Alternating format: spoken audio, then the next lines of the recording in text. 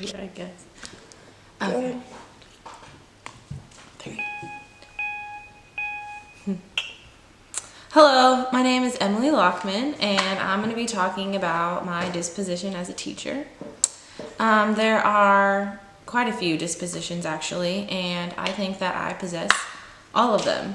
I know that it's kind of hard to say from a personal perspective, but I think that as an educator and as a servant leader, I think that you need to be able to possess all of them to be effective.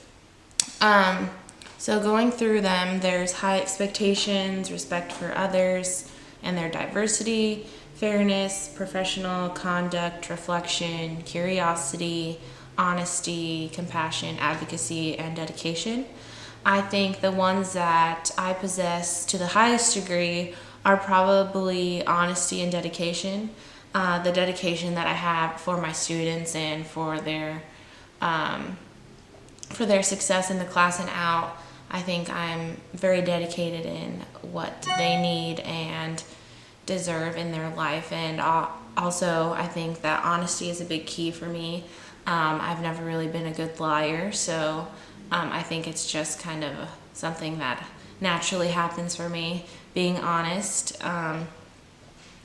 Making sure, though, as well, that you know who you're talking to when you are being honest, because some people can't handle that that certain honesty that you have inside of you. So just being able to individualize who you're talking to, your students, and what they need at that moment, I think is also really important. I think some of the ones that I need to work on would probably be high expectations.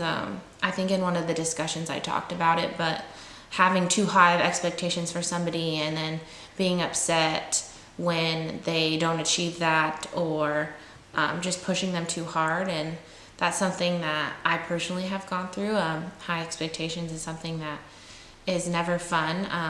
I mean, it is great to be pushed and to have people that want the best for you, but there needs to be some sort of line. And so I think that there comes a time when you need to learn balance. And so those high expectations are something that I'll definitely be needing to work on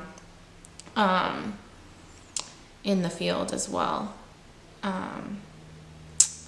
As for what a professional educator looks like and how they act, I think everybody is different.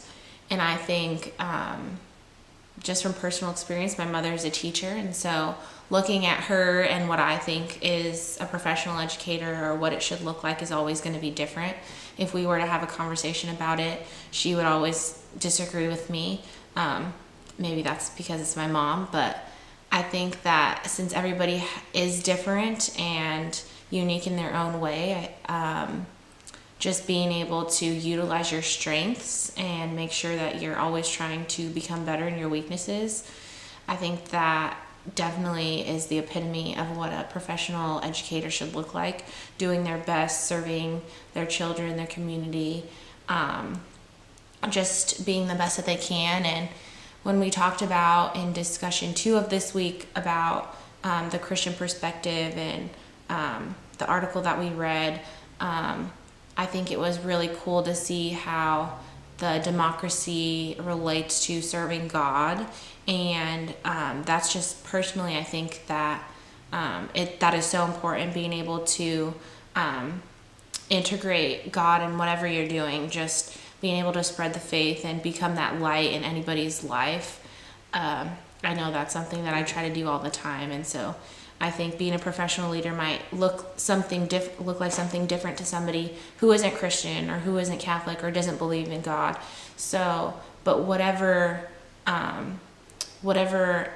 they can do to be the best that they can and serve their community and their children that they are teaching, I think that is definitely what it should look like. And so everybody's going to look different, and that's okay. And that's why there are so many different learners and so many different teachers, and good and bad, and everybody might think differently of one teacher or another, but that's how we learn. And so I think that is what is so beautiful about being able to educate, is that it is just like in life. Like, some people may be for you or against you, but I mean, you learn as you go through your journey, and being able to